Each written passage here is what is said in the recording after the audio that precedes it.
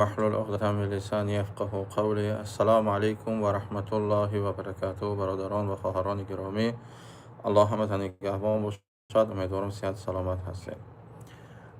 برادران، امروز صحبت میکنیم کمی درباره طرز درست حج آمدن و حجی که صحیح هست صحبت میکنیم. پیش از صحبت کردن برادران،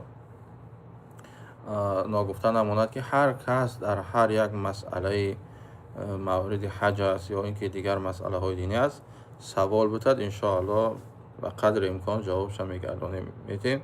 و ما برنامه سوال و جواب داریم، در یوتیوب هم هست، در تیک تاک هم هست، در اینستاگرام هم هست و در تلگرام هم هست. برادران مرحمت بدونید، هر کس سوالی دارد سوالش میتد یا اینکه ما سوال میتیم شما جواب میتین.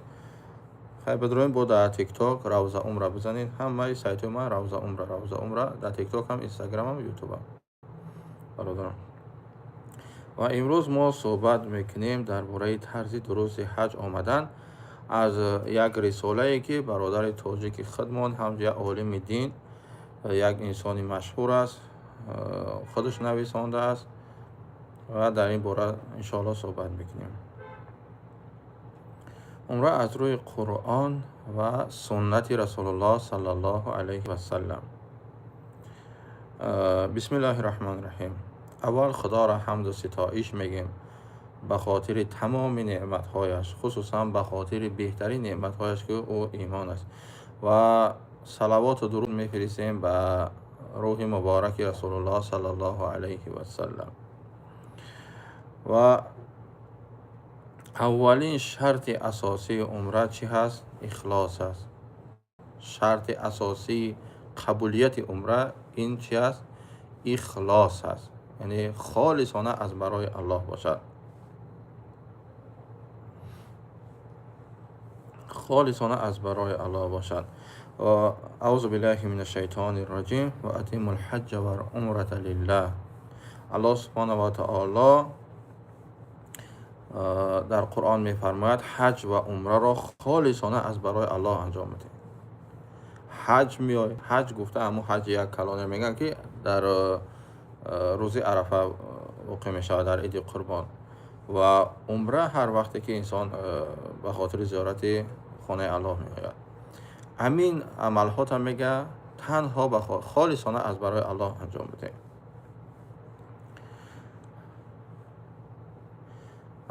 از همین جهت صاحب مؤلف همین کتاب میگه که مؤلف همین رساله میگوید که هر کسی که به خاطر حج می آید و یا عمره می آید باید احکام های ای را بداند، حکم هاشون باید بداند که در حج فرضی چیکار کن در کار و در عمره چیکار کن در کار. حکم های اینها را باید حتما بداند.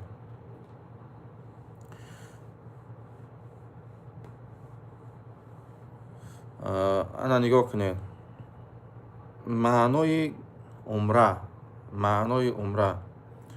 عمره عبادت است که از احرام بستن برای عمره و طواف کردن و سعی میان صفا و مروه و بعد تراشیدن یا کوتاه کردن موی عبارت می باشد.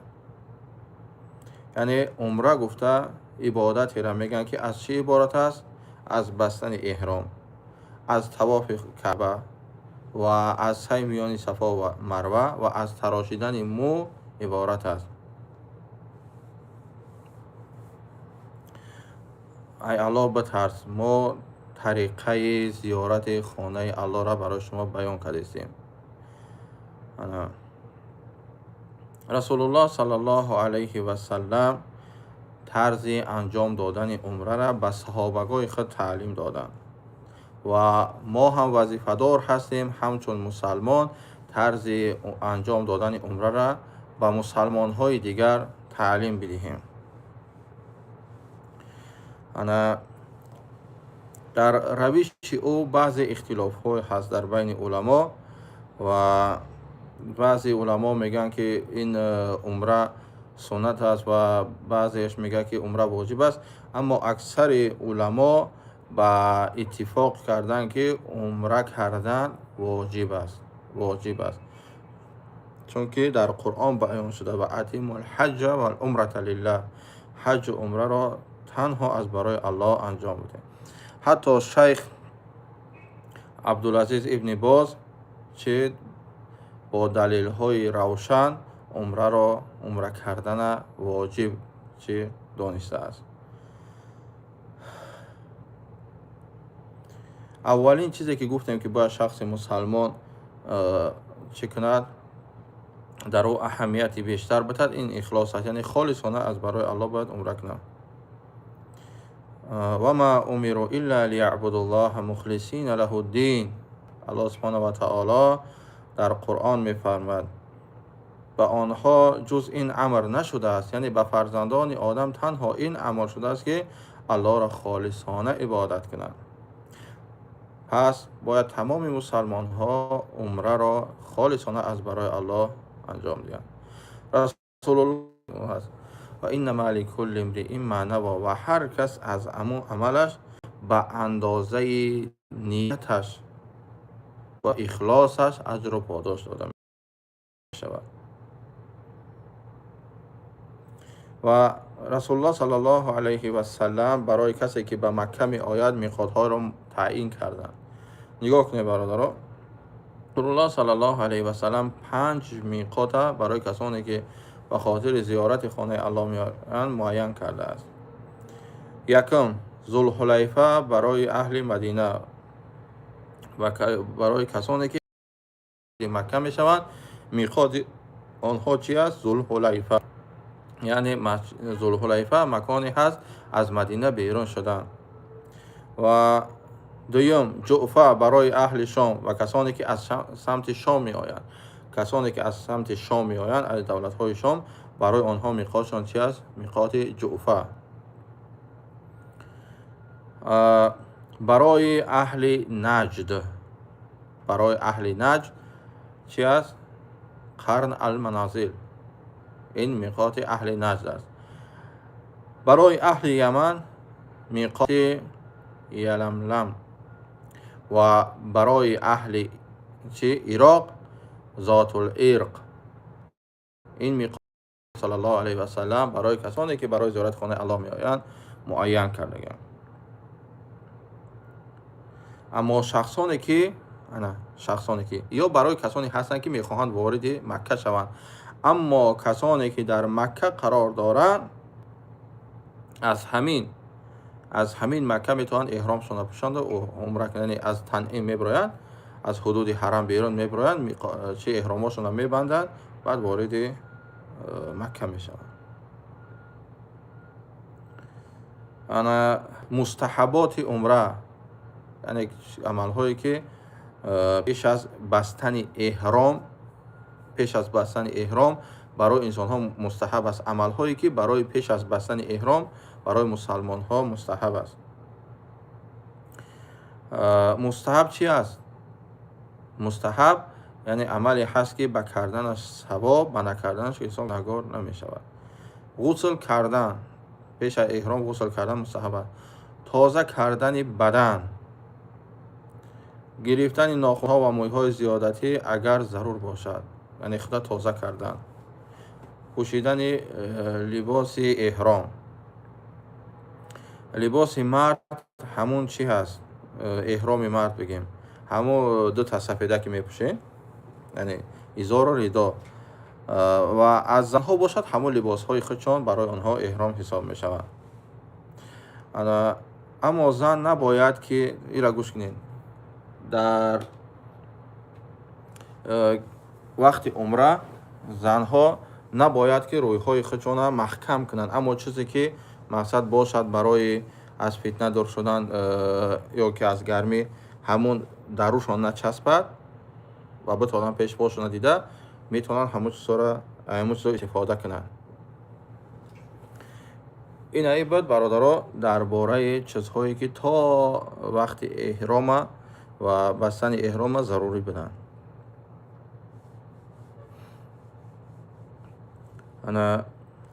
وقتی که انسان احرام که بست و چی نیتش را که کرد، از چی؟ تلبیه گفتن سر میکنن. لبیک اللهم لبیک لبیک لا شریک لک لبیک این الحمد و النعمت لک و الملک لا شریک لک. یعنی از میقاتگاه که گذشت الکی همین تلبیه را شروع میکنن.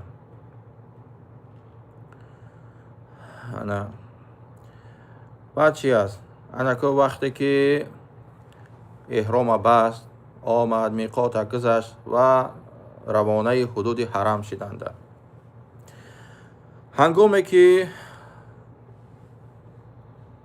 وارد شدن به مسجد به پای راست داخل شده دعا وارد شدن به مسجد را میخواند. هنگامی که انسان ها مثال یعنی برای زیارت خانه خدا آمدن وقتی که وارد حرم میشوند باید به پای راستشان وارد شوند.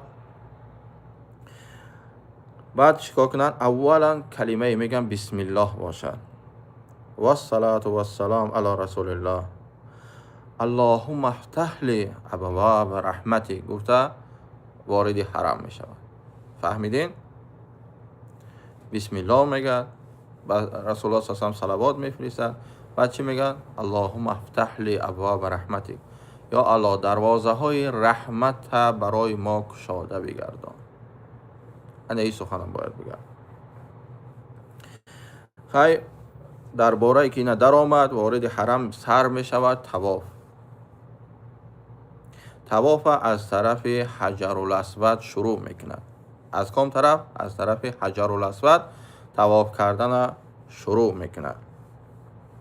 7 دور گرد کعبه دور میزند و هر دور از حجر الاسود آغاز شده در حجر الاسود به انجام میرسد. از حجر الاسود آغاز میکنی با در حجر الاسود به انجام میرسانی 7 دوره. اگر امکان حجر الاسود بوسیدن باشد میبوسی، اگر امکان نباشد همون سلام دادن کفایه هست. انکو اساس از اساساش برادرها همین چند نفری هستین برادر لایک بزنید دیگه رو بدرد. اساس که مسئله ای که همین ضرورترین در حج است برادرها. انا صاحب کتاب نویسنده، صاحب کتاب عالمی به نهایت برجسته هست برادرها. در بین تاجیک‌ها مشهور است اما نامش در اینجا نمیگم برادر. به خاطر بوسیدن حجر الاسود نباید مردم را طیله دهد یا آزار دهد. فهمیدین برادر؟ هم لایک بچخین. به خاطر بوسیدن همون سنگ کعبه حجر الاسود نباید مردم را طیله دهد یا آزار دهد. صاحب کتاب میگم یکی از عالم های برجسته ترین تاجیکستان است. برجسته ترین در میان حتی فارسی زبان ها بگیم خطا نمیکنیم.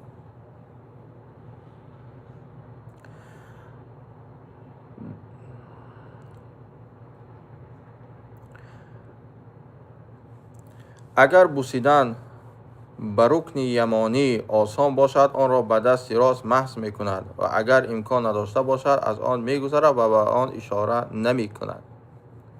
دیدین برادران؟ در بین رکن یمانی و حجر الاسود این دعا را زیاد می گوید. در بین این رکن یمانی از طرف حجر الاسود بگیم که از این طرف رکن یمانی است، از این طرفش حجر الاسود، از رکن بسوی حجر الاسود رفته این طرف رکن یمانی می شود. در بین همین ها همین دعا را می خوانید. ربنا آتنا فی دنیا حسنه و فی الاخره حسنه و قنا عذاب النار. ای پروردگار ما در دنیا به ما نیکی بده و در آخرت نیز نیکی بده و ما را از عذاب آتش نگه بدار. در دیگر قسم های طواف انسان می تواند هر دعای درست و ذکر را که می خواهد بکند. برای هر دور طواف دعای مخصوصا حتمی وجود ندارد. فهمیدین برادران؟ برای هر یک طواف دعای مخصوصی وجود ندارد. هر دعایی را که در او شرک نیست، در او بگیم بدعت و گناه نیست، می تواند چیکار کند؟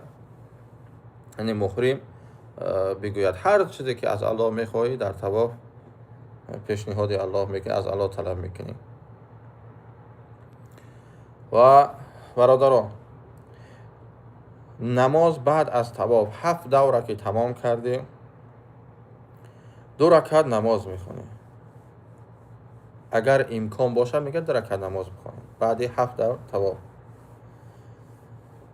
اگر در نزد مقام ابراهیم جای باشد آنجا بخواند. اگر جای نباشد هر جای مناسب از مسجد الحرام خواندن جایز است. فهمیدید برادران؟ حتمی نیست که تو در مقام ابراهیم بخوانی. اگر که جا باشد بخوانی بهتر است. اگر نباشد هر جای از گرد حرم دا میتونی 2 رکعت نماز تا بخوانی. انکو سنت هست که در وقتی که 2 رکعت نماز میخوانی در رکعت اول سوره فاتحه و سوره کافرون و در رکعت دوم سوره فاتحه و سوره اخلاص خوانده شود. بعد میرید سعی میان صفا و مروه.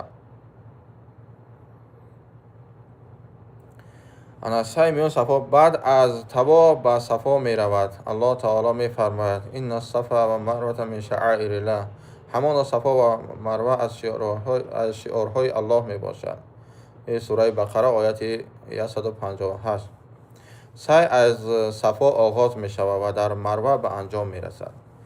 برادران محترم، اکثریت علما میشناسین، این علمی برجسته هست و نگاه کنید این در حرم هم رئیست حرم هم کار کرده است. حرم همین کعبه دار کار کرده است. از صفا بعضی میگن ای مروه شروع کنیم فلان. همین همسر ابراهیم علیه السلام یعنی کنیزش بود هاجره مادر اسماعیل علیه السلام از صفا بود و هیچ کس نگفته است که از مروه باید شروع کنیم. از صفا شروع میکنیم در مروه خلاص میکنیم. و یک طرف رفتنش از صفا و مروه میره 1 دور حساب میشه. ای مروه با صفا میاد 2 دور حساب میشه. یعنی مثل کعبه مثال یک دور میزنی 1 دور حساب میشه. نه بگیم صفا طرف صفا مروه میره 1 تا حساب میشه. از مروه صفا میاد 2 تا. یعنی 3.5 دور میزنی 7 دور حساب میشه. همینطور 7 دور در صفا رو به کعبه ایستاده الله را ذکر میکنه و دعا می نماید. الله اکبر الله اکبر الله اکبر. 3 بار الله اکبر الله اکبر الله اکبر. لا اله الا الله وحده لا شریک له له الملک و له الحمد وهو علی کل شیء قدیر. این ذکر و دعا را در صفا و مروه تکرار کرده از سنت است. ابن باز. در قسم بین 2 نشانه سبز برای مردان سنت است که با سرعت بیشتر راه روند اگر امکانیت باشد. یعنی در همو جای سبز کردگی در همو جا سرعت بیشتر خط حرکت کنی اگر امکانیت باشه با خوبتر است. این برای چی من از روی کتاب خواندم؟ برای که شما بدونید که سخنهای من نیسته، هوایی هم نیسته. اما زنان به همون عادتهای مقررشان حرکت میکنند. در تمام سعی انسان میتواند الله را ذکر کنه و به هر دعای مشروع دعا نماید. اختیاری هر یک دعایی که دلت میخواهد میتونی در وقت سعی میان صفا و مروه چه دعا کنی. بعضی که انجام دادی پس از انجام 7 دور سعی مرد یا تراشیدن یا تمام مویش را میتراشد یا مو را کوتاه میکنه. تراشیدن تمام موی سر برای مرد افضل است. یعنی که از 4 1 حصه موی سر هم کم کوتاه کنی میشود، ولی تراشیدن تمام موی سر برای مرد چی است؟ افضل است.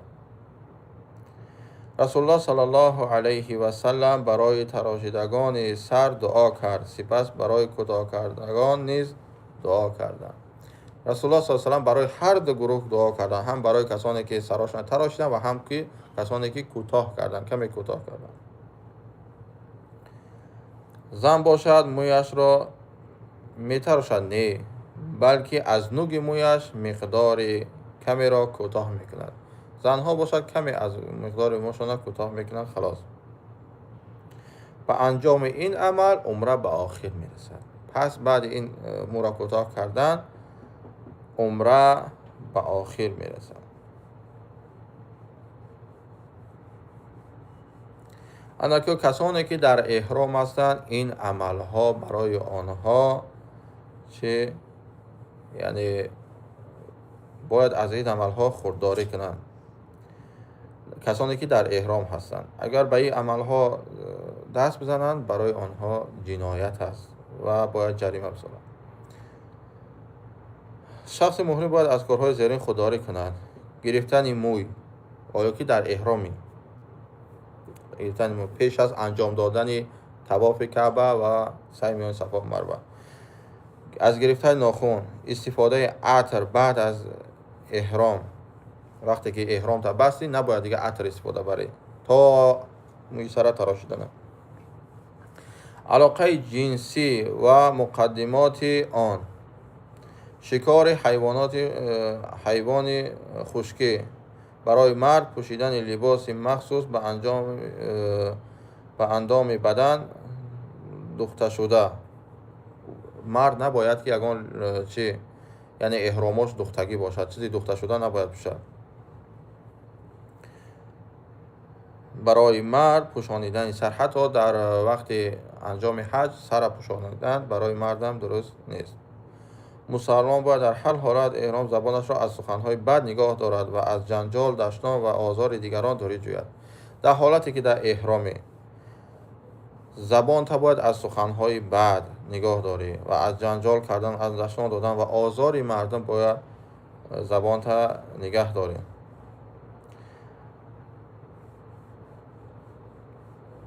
که نگاه کنید باز جای مخصوصی که باید انسان هایی که برای حج می آیند باید حتمی بدانند. در وقتی که تو در احرام هستی خطاگی های معمول در عمره، این رسوی کتاب نوی عالم برجسته نویسانده است، همش از قرآن و سنت است. بلند کردن آواز به یک جایگی، خطاگی ها. تلبیه را هر کس برای خود میگوید و لازم نیست همه یک جایه با یک آواز آن را تکرار کنه. همین قمی فهمانی مردم نه بگو ما عقبت بگیم، نه بگو ما عقبت بگیم. آخه برادر تو پیش ما عمره کنی آمده و من پیش از عمره کردن من همه اینا رو میخونم، من یا را تیاری دیده که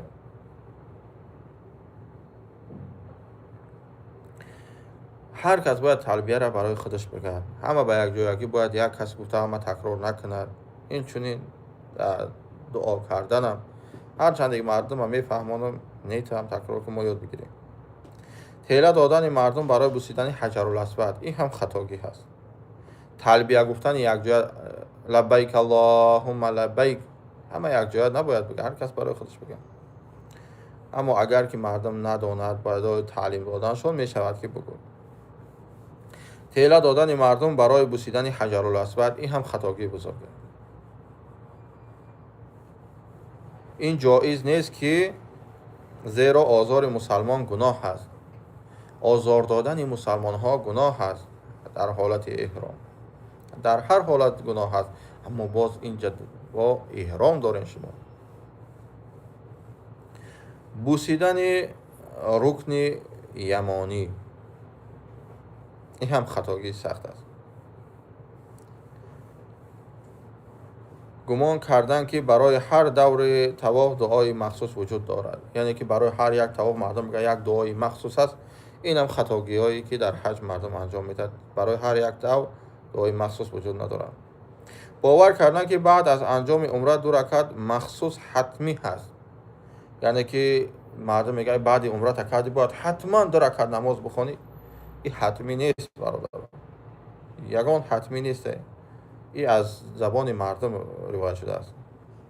بعد طواف کعبه نمیگه بعد عمره را تمام میکنن مردم حتمی باید 2 رکعت نماز. نه خیلی نیست. بعد از کوتاه یا تراشیدن موی عمره را انجام می‌یابد و نماز مخصوصی حتمی برای انجام عمره وجود ندارد. فهمو؟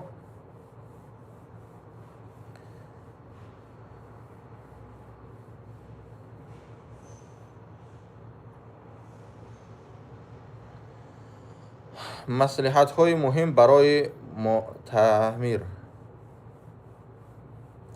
یعنی کسانی که میخواهد نیت عمره کنند، یا مصلحت های همین صاحب کتاب برای کسانی که برای عمره آمدند.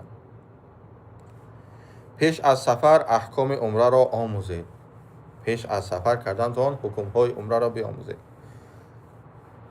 نیت خود را برای الله خالص کنید. خالصانه از برای الله بگو برای عمره میرم. با مردم خوش معامله باشه.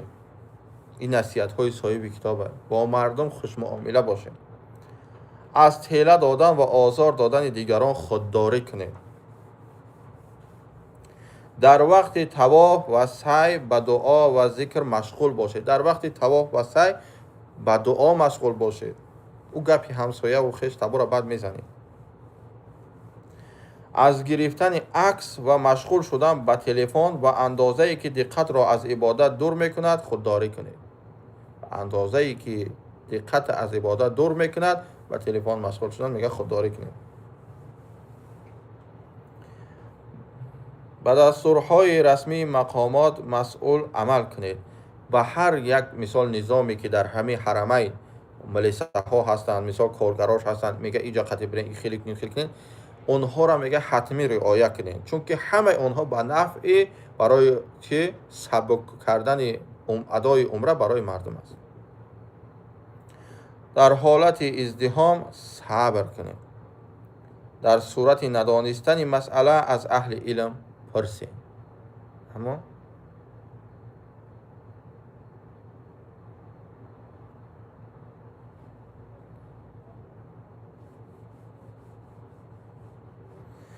این ای بود یکی از رساله های یک عالم مشهور تاجیک برای کسانی که برای حج عمره آمدن. این مسئله ها را برادرها دقت بتین. این خیلی رساله را هر کس برآورده هم نمیتواند. هر کس چاپ کرده در کتاب ها هم قدر ارلایش کردگی هستن که این مدرک مغز چیز گرفته برای شما بیان کرده است. و قدرش برسین. سبحانك اللهم و بحمدک.